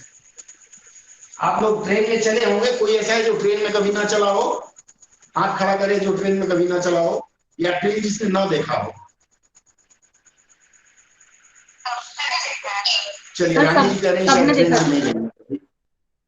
सबने देखा। ट्रेन में एक स्लीपर कोच होती है। स्लीपर पता है ना आपको? जी सर। स्लीपर कोच का मतलब होता है, इसको क्या हिंदी में क्या लिखेंगे? हिंदी में क्या लिखेंगे? शयनयान। इसी तरह से अगर मैं हिंदी में लिखूं भोजन का यान, भोजन का यान क्या होगा?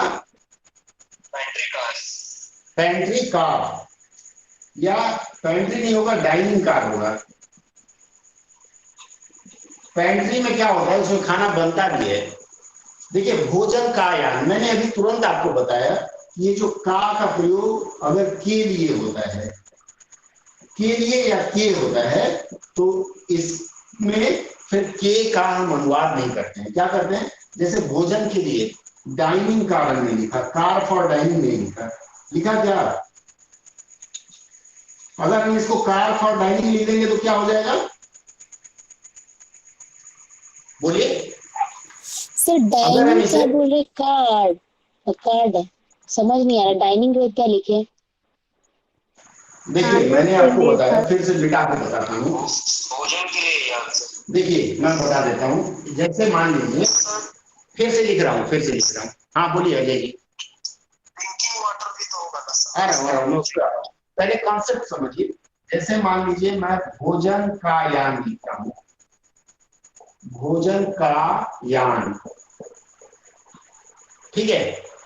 आप इसका बनाएंगे दो चीजें से। मान लीजिए भोजन का यान, मैं इसको कार फॉर डाइनिंग लिख दूं, कार फॉर डाइनिंग, DINING, या फिर यहाँ डाइनिंग कार लिखूंगा। कौन सा सही होगा? नीचे वाला कौन सा सही है बताइए? Dining car. तो मैंने आपको बताया कि जब का का प्रयोग के लिए के रूप में समझ में आए तो ये का हम अंग्रेजी नहीं लिखते हैं, इसलिए डाइनिंग, कार फॉर डाइनिंग का मतलब हो गया कार खाने के लिए है, लेकिन कार खाने के लिए यहाँ नहीं है। यहाँ क्या है? डाइनिंग कार, मतलब ऐसी कार है जिसमें आप बैठ करके भोजन कर सकते हैं। इसी तरह से पीने का पानी, अगर मैं लिखूं पीने का पानी, पीने का पानी लिखूं तो क्या लिखते हैं इसका? Water for drinking water drinking water. इसी तरह से अगर मैं लिखूं पढ़ने का कमरा, क्या होगा उसका?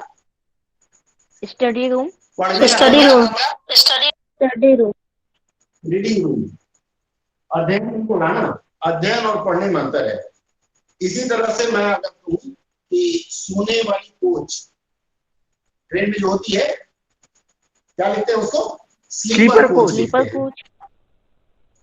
ठीक है, समझ आया यहाँ तक जो मैंने बताया? और समझ पाए कि नहीं समझ पाए? जी सर। क्या बोल रही हैं? सर आप एक सेंटेंस लिखा थे, कार फॉर डाइनिंग, उसका मीनिंग कुछ नहीं होगा? क्यों होगा ना, कार फॉर डाइनिंग मतलब खाने के लिए वो कार है, उस कार को आप खा सकती हैं। हाँ, तो खाने का कार जो मैंने बोला उसके संदर्भ में उसका अर्थ नहीं होगा, लेकिन होगा अगर उस कार को बना, केक बनाते हैं ना आजकल हम लोग, कोई केक में कुछ बना देता है, कोई बारबी बना देता है, तो वो तो खाने के लिए होगा ना। आगे बढ़े या यही समाप्त करें? बोलिए सर आगे बढ़े सर। चलिए, और कुछ और सूत्र जो आम भूले करते हैं उसमें हम बात करते हैं। आप लोगों को क्लॉज पता है कि नहीं पता है? क्लॉज कितने लोगों को पता है? दो तरह के क्लॉज हैं, सबऑर्डिनेट क्लॉज और सबऑर्डिनेट क्लॉज और प्रिंसिपल क्लॉज। पढ़ा है आप लोगों ने कि नहीं पढ़ा? नहीं पढ़ा होगा तो छोड़ दूंगा। क्लियर नहीं है सर। चलिए सर पढ़ा है। एक चीज और करते हैं, ठीक है, मैं उस पे आता हूँ। अब इसमें एक आती है, सुनिए बात, जब हाथ खड़ा करूं तो रुक जाइए। देखिए एक और होता है वांछनीयता, डिजायरेबिलिटी, DESIRABILITY,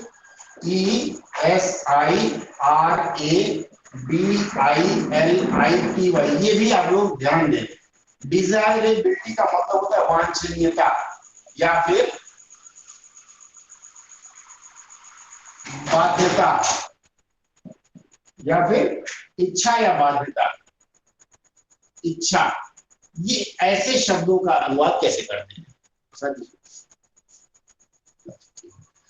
ठीक है, वांछनीयता या ऐसे वाक्यों में क्या होता है?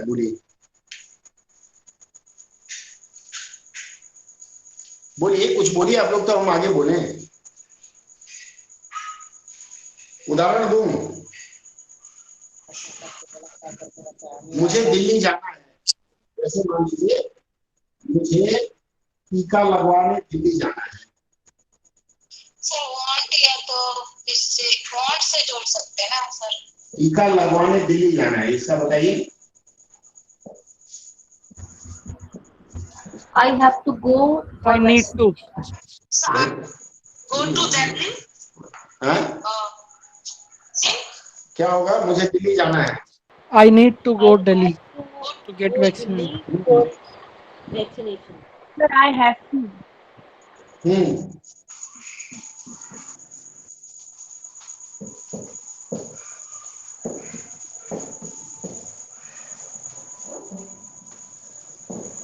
आई have to go to Delhi, ठीक है। है ना?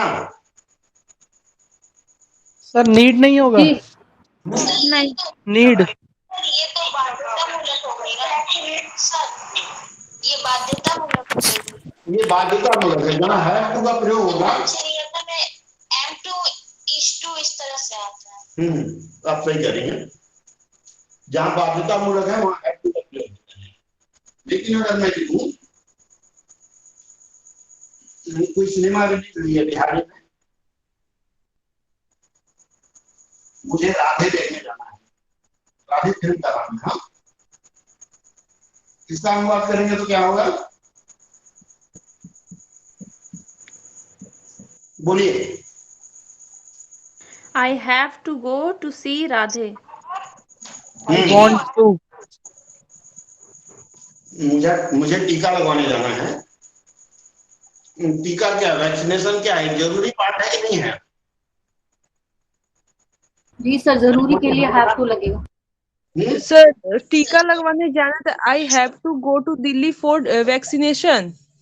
देखिए, हाँ वैक्सीनेशन जरूरी है, नहीं तो कोरोना हो जाएगा, ठीक है। पहले बच्चे बोलते थे कि बच्चा सो जा नहीं तो गब्बर आ जाएगा, इसी तरह आजकल बोला जा रहा है कि वैक्सीनेशन लगवा लीजिए नहीं तो कोरोना हो सकता है। तो जहाँ बाध्यता है वहाँ आई हैव टू का प्रयोग कर देंगे, लेकिन जहाँ बाध्यता नहीं है, राधे जो फिल्म लगी है मैं जा भी सकता हूँ, नहीं भी जा सकता हूँ, वहाँ इच्छा का प्रयोग होता है। और जहाँ इच्छा हो वहाँ आई एम टू लिख सकते हैं। I am to go to see Radhe. Clear है? हाँ, समझ हुआ नहीं हुआ? जरूरी नहीं, मेरा मन किया राधे नहीं फिल्म आई। एक्चुअली इसका क्या है, क्लियर कर दीजिए ना। मैं अभी आप पूछेगा, आप उसके पहले का वाक्य छोड़ दिया। जैसे मान लीजिए सलमान खान की राधे फिल्म रिलीज हुई है, मुझे देखने जाना है, वहां बाध्यता नहीं है, नहीं देखूंगा तो भी मर नहीं जाऊंगा। इसलिए ऐसे वाक्यों में एम टू का प्रयोग करते हैं। और आप अक्सर देखेंगे कि सरकारी कार्यालयों में जो पत्राचार होता है, जब आप लोग नौकरी पे जाएंगे तो वहां इस तरह का आपको अंग्रेजी देखने को मिलेगा। I am to go to, I am to submit my resignation, मुझे अपना रेजिग्नेशन सबमिट करना है, तो इस तरह का वाक्य आएगा। लेकिन आप ऐसी भूल ऐसे वाक्यों में नहीं करेंगे जहां बाध्यता है, मुझे दिल्ली जाना है, मुझे पटना जाके नौकरी ज्वाइन करनी है, ऐसे वाक्यों में हैव टू का प्रयोग होगा और उसे ना भूले। क्लियर है? सर इसका क्या होगा, मुझे राधे देखनी है? तो इसका क्या लिखा है आपने, मुझे राधे देखनी है? देखने जाना है, देखनी है नहीं, मुझे राधे देखने जाना है। तो जब मैं ऐसा कहूंगा कि मुझे राधे देखने जाना है, तो वहां आई एम टू का प्रयोग हम कर सकते हैं। अब आप देख पा रहे होंगे स्पष्ट रूप से। I am to go to see, या I am to go to नहीं लिखना है, I am to see Radhe, मुझे राधे देखना है। क्लियर है? कोई संदेह हो तो बताएं। सर बाध्यता में हैव टू होगा ना? क्या बताते हैं? बाध्यता में मैंने बताया बाध्यता। फिर से एक वाक्य और दिखाता हूँ, एक वाक्य और दिखाता हूँ, इसको मिटाऊं पहले। देखिए मान लीजिए एक वाक्य लेते हैं कि मेरी मम्मी गांव गई है, मुझे उसे लेने जाना है। मेरी मम्मी गांव गई है, मुझे उसे लेने जाना है। क्या होगा इसका अनुवाद? क्या होगा? I need to go to village to take my mom back। पहली बात देखिए, मैंने आपको बताया अनुवाद में जो काम पहले होता है उसको पहले करते हैं, जो काम बाद में होता है वो बाद में करते हैं। तो मेरी मम्मी दिल्ली गई है या गांव गई है, तो my mother has gone to कहाँ? दिल्ली। या गांव जो लिखना है, कॉमा मुझे उसे लेने जाना। आई हैव तो मैं नहीं जाऊंगा तो कौन लाएगा? मेरी मम्मी है ना। तो वहां हैव टू का प्रयोग हुआ क्योंकि बाध्यता है। लेकिन अगर मैं कहूं कि मिथुन चक्रवर्ती मेरे मोहल्ले में आ रहे हैं, चुनाव प्रचार में मिथुन चक्रवर्ती मेरे मोहल्ले में आ रहे हैं, मुझे उन्हें देखने जाना है। जब इसका अनुवाद करेंगे, मिथुन चक्रवर्ती आ रहे हैं, नहीं भी जा सकता हूं, तो ऐसे वाक्य का जब हम अनुवाद करेंगे तो Mithun Chakraborty is coming to my village या लोकेलिटी जो लिखना हो, I am to go to meet him, मुझे उनसे मिलने जाना है। जा भी सकता हूं, मन नहीं किया तो नहीं जाएंगे। तो ऐसे वाक्य जहां बाध्यता न हो वहां एम टू का प्रयोग करेंगे। क्लियर है? आगे बढ़े। हाँ या ना? Yes sir. ठीक है। इसके बाद थोड़ा और एडवांस लेवल में आते हैं। 10 मिनट और 10 मिनट के बाद मैं ब्रेक कर दूंगा, क्योंकि मुझे पता है आप लोगों के डेटा आज बचे नहीं होंगे, दिन भर व्हाट्सएप पे रहे होंगे। सर आपने जो ट्रांसलेशन दिया था उसका क्या? ट्रांसलेशन का फिर मैं अगले सेशन में ले लूंगा, 1-2 दिन में बीच में स्पेशल क्लास कर लूंगा, या नहीं होगा तो संडे वाले क्लास को थोड़ा लंबा खींचेंगे। ये रूल बताना जरूरी था, बिना रूल के आप लोग नहीं चल पाएंगे। क्या ये रूल अच्छा नहीं लग रहा है जो मैं बता रहा हूँ? जी सर। हेलो, हाँ बोलिए पूजा। बोल रहे अच्छा सर लगा, लंबा बिल्कुल मत अच्छा। कीजिए, क्योंकि नेट का मतलब खर्च बहुत ज्यादा हो जा रहा है, मतलब नेट बच नहीं रहा है लंबा होने से। तो मैं बताया जिस दिन क्लास हो उस दिन भर व्हाट्सएप पे चैटिंग मत करिए, कोई फिल्म सर मत बचा के रखिए ना। व्रत होता है जिस दिन, उपवास होता है उस दिन तो हम राशन बचा के रखते हैं।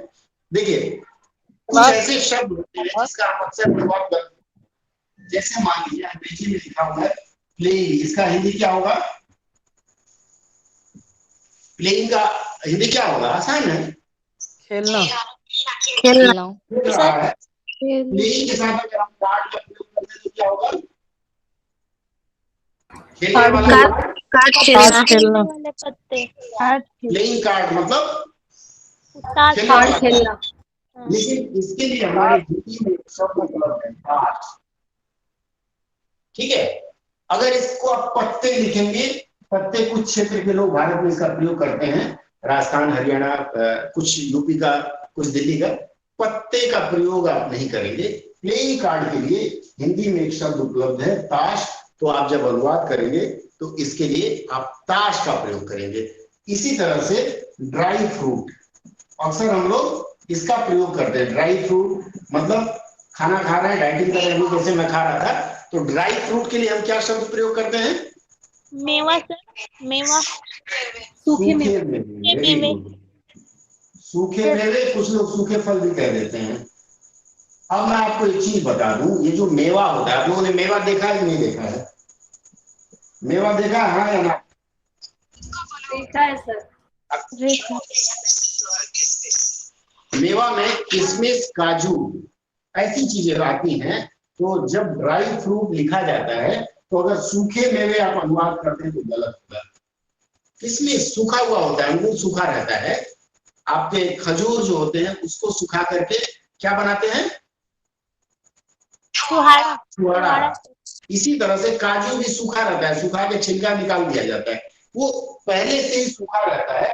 तो जहां ड्राई फ्रूट आए वहां मेवे लिखेंगे हम, आप उसको सूखे मेवे लिखेंगे तो वो गलत अनुवाद हो जाएगा। इसी तरह से एक और शब्द है फोर्स्ड लेबर।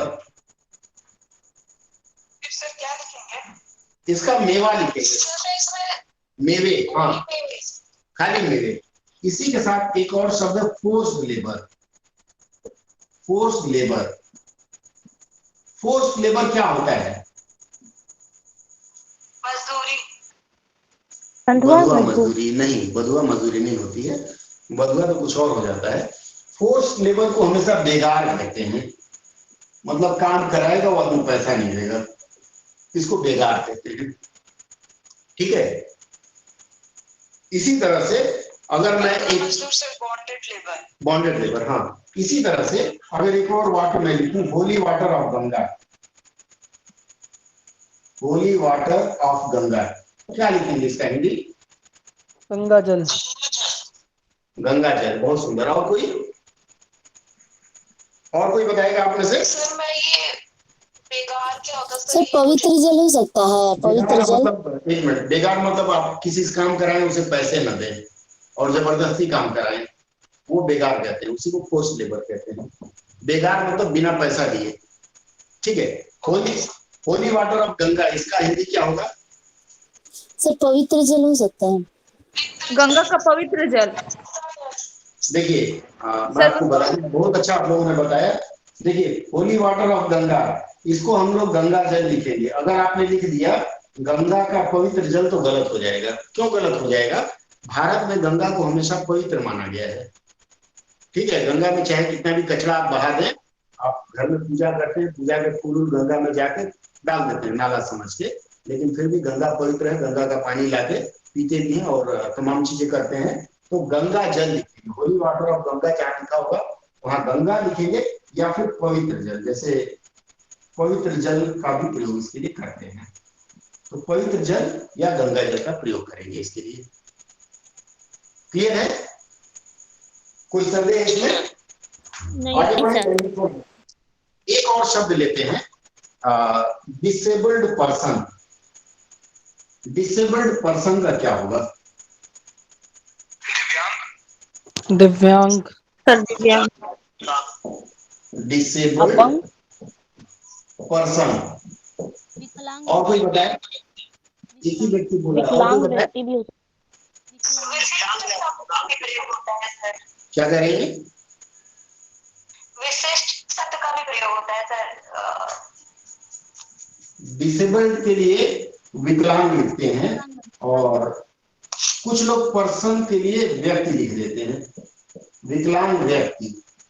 लेकिन हालांकि ये चल जाता है, प्रयोग में चल चुका है, लेकिन मेरे विचार से अगर डिसेबल्ड है, डिसेबल्ड पर्सन है, वो अंग्रेजी में कह सकते हैं।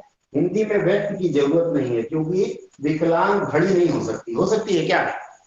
मेरा टेबल या मेरी मोबाइल विकलांग नहीं हो सकती, कोई ना कोई व्यक्ति ही होगा, व्यक्तिवाचक संज्ञा, वस्तुवाचक संज्ञा नहीं होगी। तो व्यक्ति मतलब फिर व्यक्ति लिखने की आवश्यकता नहीं है। डिसेबल्ड है तो उसके लिए विकलांग ही लिखेंगे। क्लियर है? आगे बढ़े। जी सर। एक और लिख लीजिए, फाउंडेशन स्टोन। बोलिए बोलिए, सुन नहीं पाया। चलिए, मैंने आपको बताया डिसेबल्ड पर्सन लिखा है अंग्रेजी में, इसके बाद वाला सर, उसका मैंने हिंदी बताया विकलांग। उसके बाद विकलांग पर्सन के लिए व्यक्ति लिखेंगे। ठीक है? जी सर। तो आज जो मैंने आपको बताया, बहुत गूढ़ चीजें मैंने बताई है, और अगर इसको भूल जाएंगे तो भविष्य के अनुवाद में, विशेषकर रेलवे जहां वर्ड टू वर्ड देखते हैं, एसएससी के पेपर 2 में आपको काफी दिक्कत होगी। मैं आशा करता हूं अब सत्र के समापन की तरफ बढ़ता हूं। सर फाउंडेशन स्टोन तो बताइए। हाँ sir, foundation stone. Foundation stone बताया मैंने। फाउंडेशन नींव, नींव। नींव। फाउंडेशन स्टोन का क्या होगा? नींव, नींव। नींव। फाउंडेशन स्टोन, अगर मान लीजिए the president laid the foundation stone, ये पूरा वाक्य है। The president laid the foundation stone. Laid the foundation stone, इसका क्या मतलब? भूमि पूजन। भूमि पूजन ना, फाउंडेशन स्टोन को शिलान्यास होगा।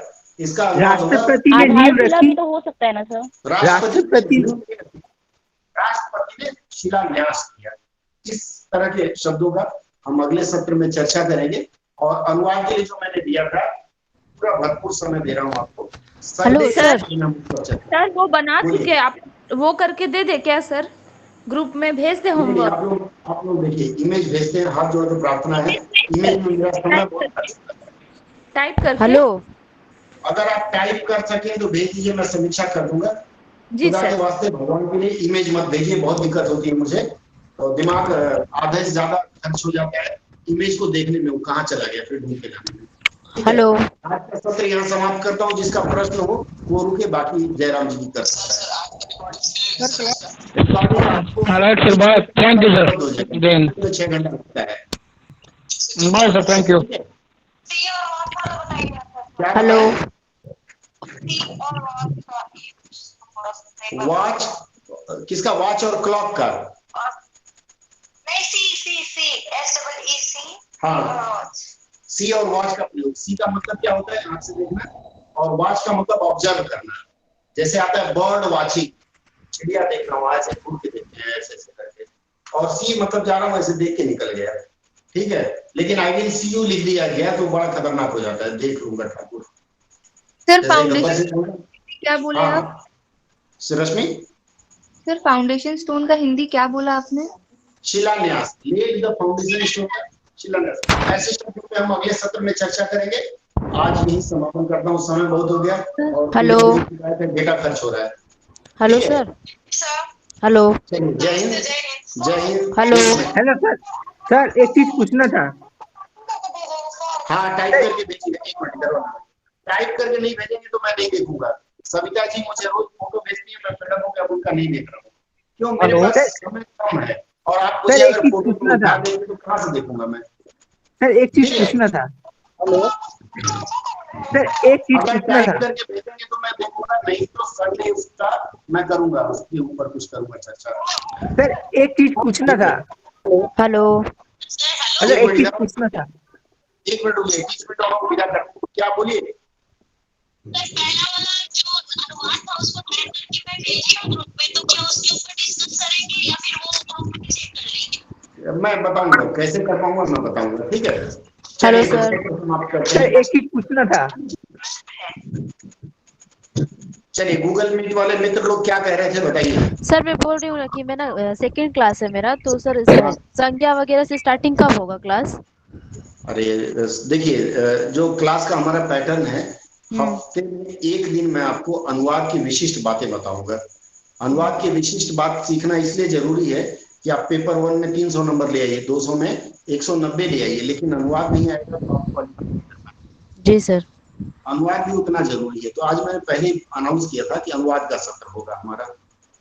ठीक है, व्याकरण वाला जो सत्र है वो दूसरे दिन, लेकिन आज जो मैंने सत्र लिया ये भी तो व्याकरण ही था। क्या लगता है, व्याकरण नहीं था?